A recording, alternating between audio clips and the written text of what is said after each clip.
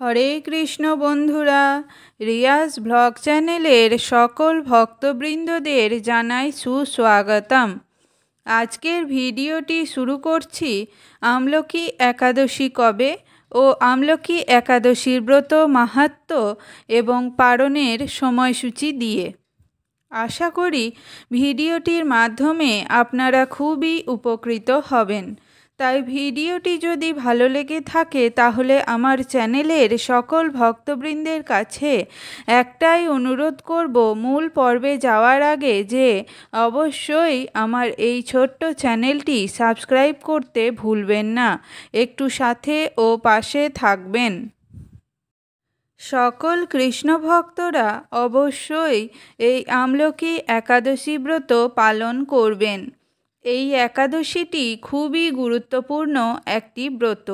এই দিন ভগবান বিষ্ণুর পূজা অর্চনা আরতি কীর্তন করবেন, অনেক বেশি বেশি জপ করবেন, ভগবত গীতা পাঠ করবেন, শ্রবণ করবেন। এই একাদশীর ব্রত মাহাত্ম্যটি অবশ্যই শ্রবণ ও পাঠ করবেন। পঞ্জিকা অনুসারে ফাল্গুন মাসের শুক্লপক্ষের 11তম দিনে পালন করা হয় আমলকি একাদশী উপবাস। আমলকি একাদশী রংভারী একাদশী নামেও পরিচিত। শিবপুরাণ অনুসারে এই দিনে ভগবান বিষ্ণু দেবী পার্বতীকে বিয়ে করার পর কাশীতে নিয়ে আসেন। স্বাগত জানাতে কাশীবাসী একে অপরের সঙ্গে রং খেলে এই দিনটি উদযাপন করেন। রংভরি একাদশী থেকে হোলি উৎসব শুরু হয় কাশীতে। আমলকি একাদশীর দিন ভগবান বিষ্ণুর সঙ্গে পুজো করা হয় ধন সম্পদের দেবী লক্ষ্মীর। এই দিনে আমলা গাছের পুজো করার রীতি রয়েছে অনেক জায়গায়। মান্যতা রয়েছে এমন করলে সমস্ত ইচ্ছা পূরণ হয় এবং বাড়িতে সমৃদ্ধি আসে। পৌরাণিক বিশ্বাস অনুসারে ভগবান বিষ্ণু জন্ম দিয়েছিলেন আমলা গাছের। আমলা গাছের প্রতিটি অঙ্গে বিরাজ করেন ভগবান। এদিন আমলা গাছের নিচে বসে ভগবান নারায়ণের পুজো করলে পুণ্য লাভ হয়। এই তিথিতে শিব পার্বতী ও বিষ্ণুর পুজোর বিধান রয়েছে। আবির দিয়ে শিব শক্তির পুজো ও আমলকি গাছ এবং সেখানে বিষ্ণু পুজো করলে শুভ ফল পাওয়া যায়। ফাল্গুন মাসের শুক্লপক্ষের একাদশী তিথিতে আমলকি বা রংভরি একাদশী বলা হয়। একাদশী ব্রত বিষ্ণুকে সমর্পিত করতে হয়। তবে রংভরি একাদশী শিব ও পার্বতীর সঙ্গে সম্পর্কযুক্ত। এই তিথিতে পুজো ও উপবাস করলে শিব পার্বতী এবং বিষ্ণুর আশীর্বাদ পাওয়া যায়। এই একাদশী তিথি উপলক্ষে কাশীতে শিব পার্বতীর বিশেষ পুজো হয়।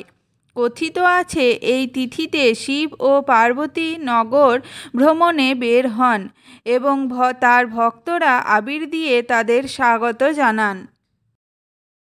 প্রচলিত বিশ্বাস অনুযায়ী বিবাহের পর ফাল্গুন শুক্লপক্ষের একাদশী তিথিতে শিব পার্বতীকে প্রথমবার কাশী নিয়ে যান। সেদিন আবির মাখিয়ে শিব ও শক্তিকে স্বাগত জানান সকল ভক্তরা। তারপর থেকেই প্রতি বছর ফাল্গুন মাসে রংভরি একাদশী পালিত হয়। এই দিন থেকে কাশীতে হোলি খেলা শুরু হয়। 6 দিন পর্যন্ত হোলি খেলা হয় সেখানে। রংভরি একাদশী তিথিতে পুজোর সময়ে শিব পার্বতীকে আবির নিবেদন করা উচিত। উল্লেখ্য রয়েছে রংভরি একাদশী আবার আমলকি একাদশী নামেও পরিচিত। এই তিথিতে বিষ্ণু ও আমলকি গাছের পুজো করা হয়। আমলকি একাদশী তিথিতে এই গাছের তলায় বসে রাত্রি জাগরণ করলে মোক্ষ লাভ করা যায়। পুরাণ অনুযায়ী বিষ্ণুর নাভি থেকে ব্রহ্মার জন্ম। বিষ্ণুকে জানার জন্য ঘোর তপস্যা করেছিলেন ব্রহ্মা। তার তপস্যায় খুশি হয়ে বিষ্ণু প্রকট হন। নারায়ণকে দেখে ব্রহ্মার চোখ থেকে আনন্দাশ্রু ঝরে পড়ে। বিষ্ণুর পায়ে ব্রহ্মার চোখের জল পড়েছিল এবং সেখান থেকেই উৎপত্তি আমলকি গাছের। তারপর থেকেই আমলকি গাছ বিষ্ণুর প্রিয়। আমলকি একাদশীতে বিষ্ণু পুজো করলে সমস্ত পাপ দূর হয়, পাশাপাশি বৈকুণ্ঠ লাভের পথ প্রশস্ত হয়। এই তিথিতে আমলকি গাছের তলায় হলুদ কাপড় বিছিয়ে বিষ্ণুর ছবি বা প্রতিমা রেখে পুজো করলে শুভ ফল পাওয়া যায়।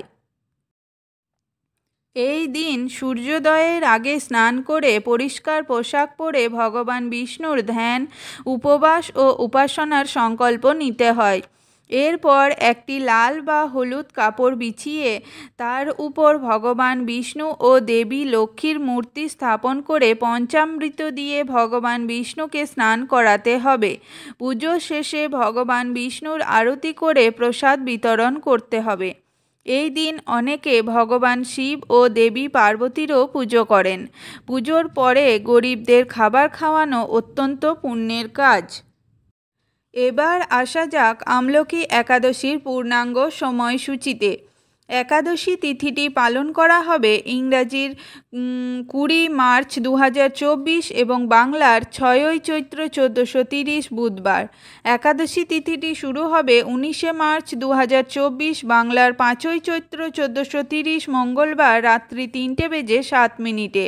একাদশী তিথিটি সমাপ্ত হবে 20 মার্চ 2024 বাংলার 6 চৈত্র 1430 বুধবার রাত 4:15 একাদশী ব্রতটি পালন করা হবে 21 মার্চ 2024 বাংলার 7 চৈত্র 1430 বৃহস্পতিবার সকাল 5:46 পর থেকে 10:18 মধ্যে। এবার শুরু করছি আমলকি একাদশীর ব্রত মাহাত্ম্য কথা। যুধিষ্ঠির বললেন, হে কৃষ্ণ, মহাফলদাতা বিজয়া একাদশীর কথা শুনলাম। এখন ফাল্গুন মাসের শুক্লপক্ষের একাদশী যে নামে বিখ্যাত তা বর্ণনা করুন। শ্রীকৃষ্ণ বললেন, হে মহাভাগ যুধিষ্ঠির, মান্ধাতার প্রশ্নের উত্তরে মহাত্মা বশিষ্ঠ এই একাদশীর মহিমা কীর্তন করেছিলেন। আপনার কাছে এখন আমি সেই কথা বলছি। এই একাদশীর নাম আমলকি। বিষ্ণুলোক প্রদানকারী রূপে এই একাদশী বিশেষভাবে মহিমান্বিত। একাদশীর দিন আমলকি বৃক্ষের তলে রাত্রি জাগরণ করলে সহস্র গাভীদানের ফল লাভ হয়।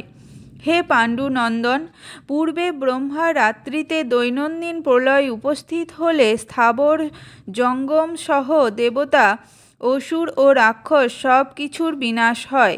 তখন ভগবান সেই কারণে সমুদ্রে অবস্থান করেন। তার মুখপদ্ম থেকে চন্দ্রবর্ণের এক বিন্দু জল ভূমিতে পড়ে। সেই জলবিন্দু থেকে একটি বিশাল আমলকি বৃক্ষ উৎপন্ন হয়। এই বৃক্ষের স্মরণমাত্র গোদানের ফল দর্শনে তাহার দ্বিগুণ এবং এর ফল ভক্ষণে 3 গুণ ফল লাভ হয়। এই বৃক্ষে ব্রহ্মা, বিষ্ণু আর মহেশ্বর সর্বদা অবস্থান করেন। প্রতিটি শাখা প্রশাখা ও পাতায় ঋষি, দেবতা ও প্রজাপতিগণ বাস করেন। এই বৃক্ষকে সমস্ত বৃক্ষের আদি বলা হয় এবং তা পরম বৈষ্ণব রূপে ব্রতের একটি অদ্ভুত ইতিহাস আপনার কাছে বর্ণনা করছি। প্রাচীনকালে বৈদিশ নামে এক প্রসিদ্ধ নগর ছিল। ওই নগরে চৈত্ররথ নামে এক রাজা রাজত্ব করতেন। চন্দ্রবংশীয় পাশবিন্দুক রাজার পুত্ররূপে তিনি জন্মগ্রহণ করেন। তিনি অত্যন্ত শক্তিমান ও ঐশ্বর্যশালী ছিলেন। শাস্ত্রজ্ঞানেও তিনি ছিলেন সুনিপুণ। তার রাজ্যের সর্বত্রই মনোরম আনন্দপূর্ণ এক দিব্য পরিবেশ লক্ষ্য করা যেত। প্রজারা ছিলেন বিষ্ণু ভক্তিপরায়ণ, সকলেই একাদশী ব্রত পালন করতেন। তার রাজ্যে কোনো অভাব অমঙ্গল ছিল না। এইভাবে প্রজাদের নিয়ে রাজা চৈত্ররথ সুখে দিনযাপন করতে থাকেন। একসময় রাজ্যের সকলেই এই ব্রত পালনের সংকল্প করলেন।